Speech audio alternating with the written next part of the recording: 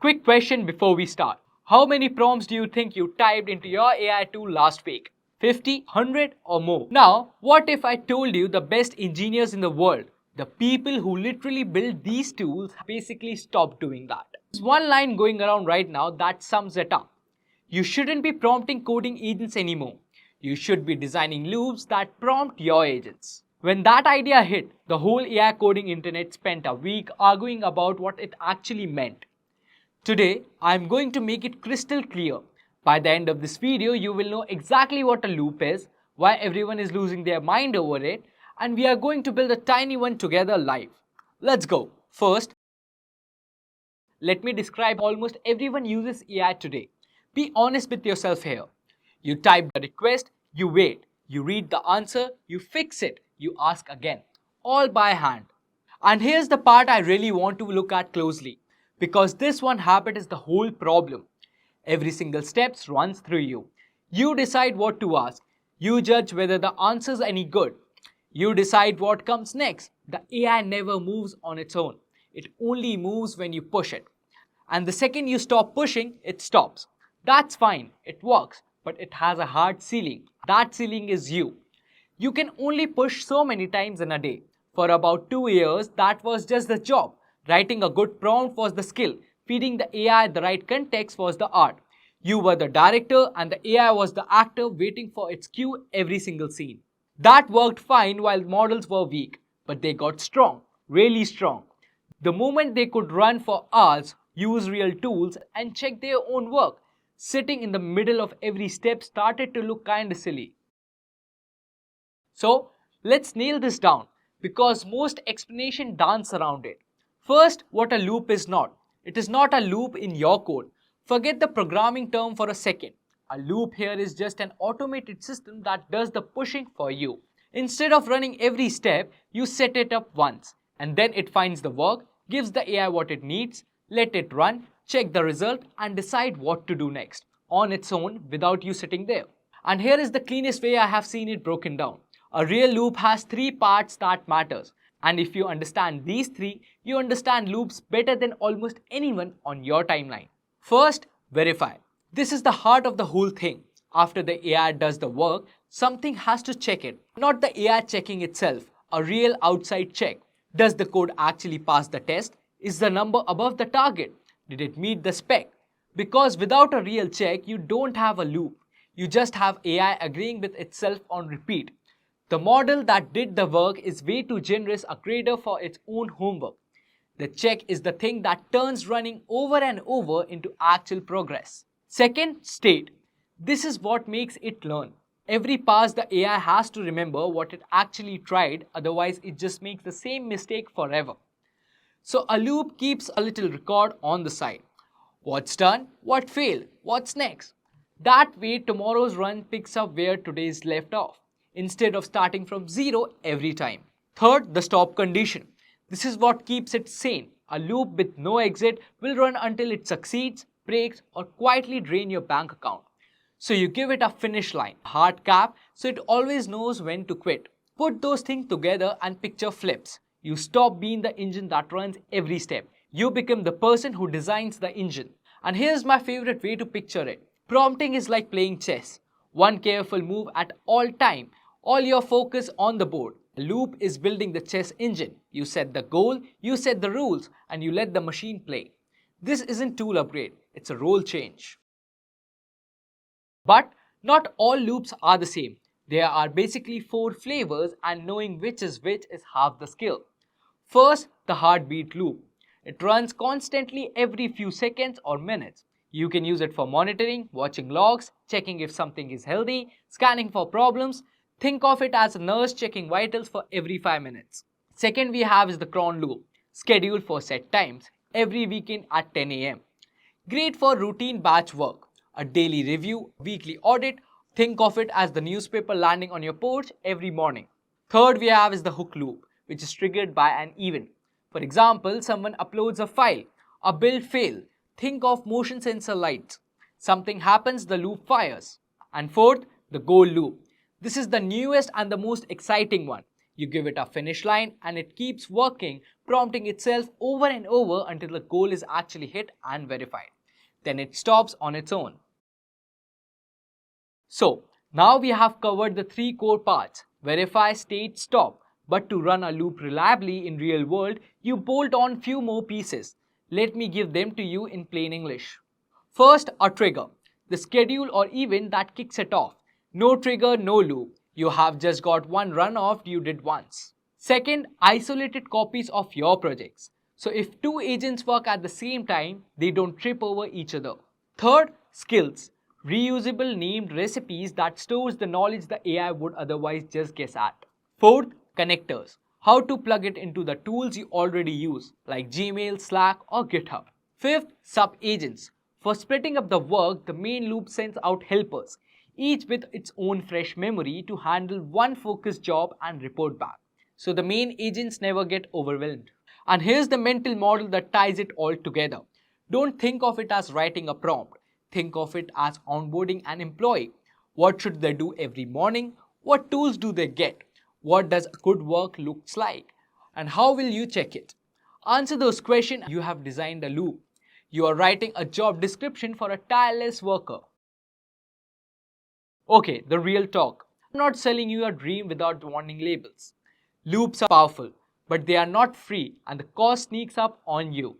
Here's why.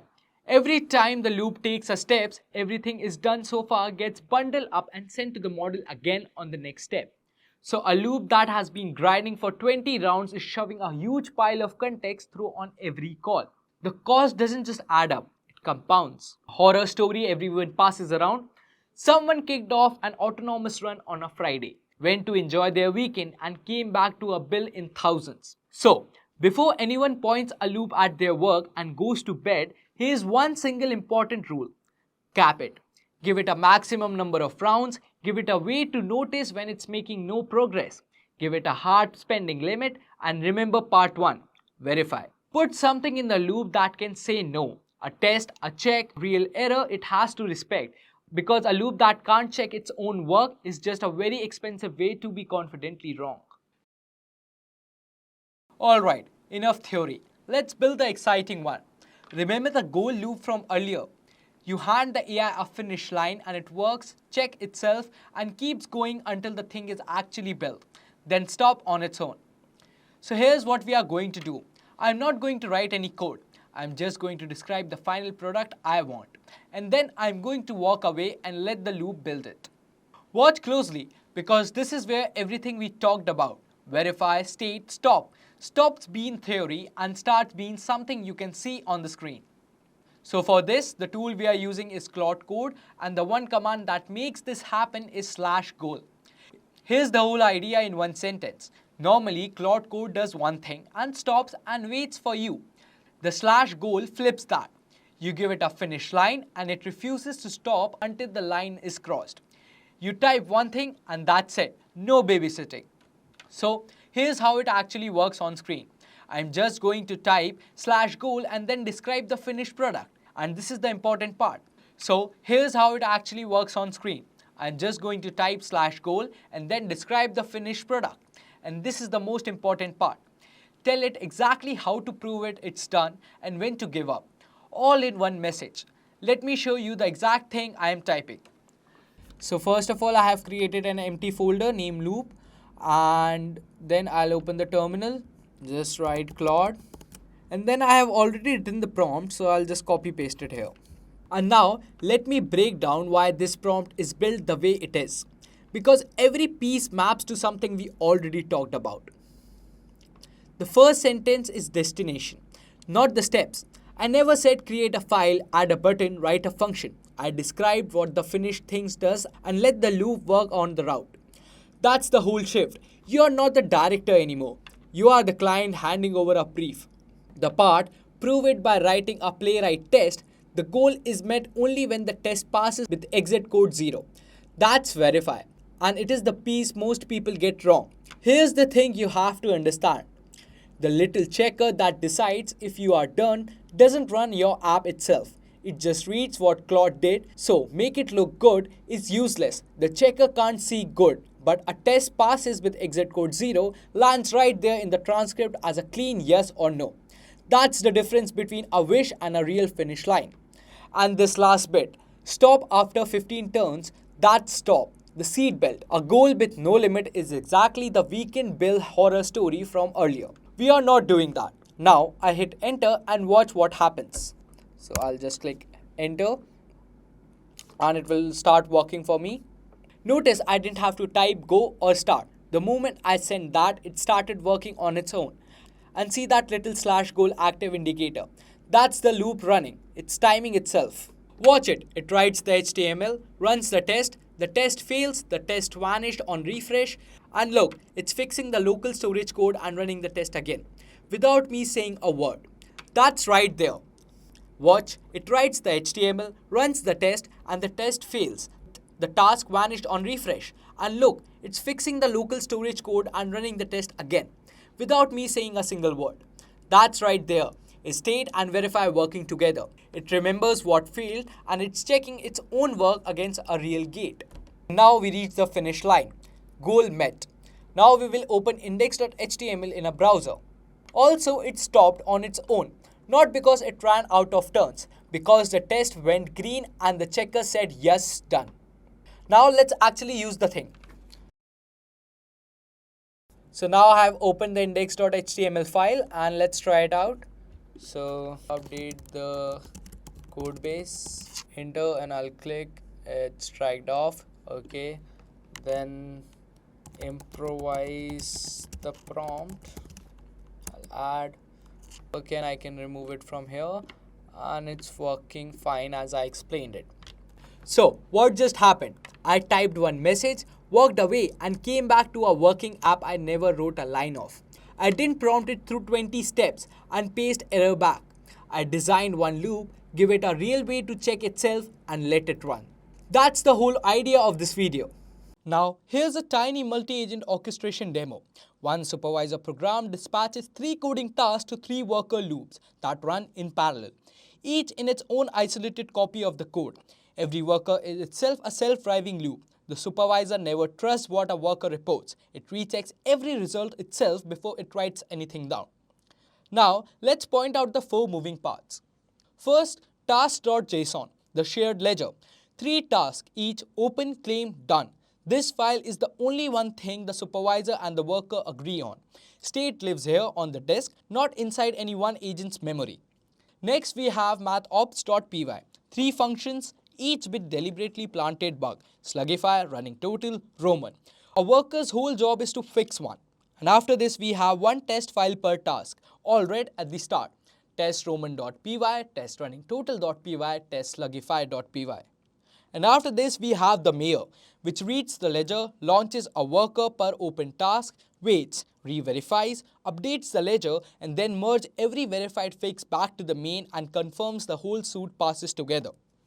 And after this, we have worker.sh, one polecat, which makes a git work tree, runs a single /goal loop against one bug, self-reports, and commits its fix on its own branch so the supervisor has something to merge. And finally, we have the loop itself, goal.empty, which run the verify command, read the real output, fix, and repeat until test passes or turn cap hits. And now there's a key line to say out loud from supervisor.py. Here we have this dispatch functions. So the key line to say out loud from supervisor.py is the workers writes its own result file, but that's just self-report and is not trusted. The supervisors rerun PyTest itself in the workers work tree that run, not the workers claim, and decide the ledger status. And here you can see the dispatch function where worker writes its own result. And here at the bottom you can see the verify subprocess which runs the test on its own, and using this supervisor decide if the test passes or not. So what are the 3 ingredients here and where each one lives? First, the verify. So where the 3 ingredients we discussed live in this code. First, verify, a hard machine checkable signal loop reruns every turn, passing with exit code 0, and the workers can't fake it and the supervisor rechecks it. And it lives here in the line 50, which is verify subprocess, which runs the test. Second, the state, which lives in task.json. It is not one agent's memory, but a shared ledger on disk. And finally, the stop, which lives in worker.sh. here it is mentioned that after 8 turns, if it still fails, it should stop. So this demo stacks on the previous one. A single slash goal loop finishes one task, but a supervisor on top of it runs several loops at once and decide what runs and independently check the results. Also, all the loops run in isolation. If you go to worker.sh and look at this line, each worker run in its own Git work tree. So 3 agents editing the same file can't step on each other.